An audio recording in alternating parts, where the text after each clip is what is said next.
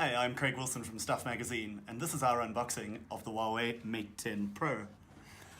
It's one of the most anticipated phones Huawei's ever released. The Mate 10, of course, is their big phablet range of phones, and this one has the dual cameras co-engineered with Leica that we've seen on a number of other Huawei phones. This particular version we've got comes in the fetching Mocha Brown, and it's got 128 gigs of onboard storage and an impressive 6 gigs of RAM. So what's in the box?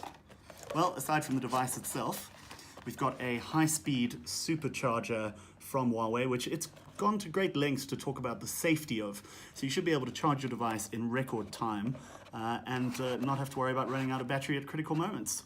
We've also got a USB Type-C charger, the included headphones, an adapter for the headphones, because unfortunately there is no headphone jack on the device, and under here, an included cover. And that's a really nice touch, so you can get the phone out, get it protected, take it out into the world, and not have to worry about finding a cover at a local store.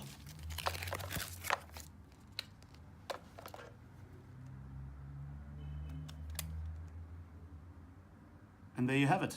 That is the Huawei Mate 10 Pro.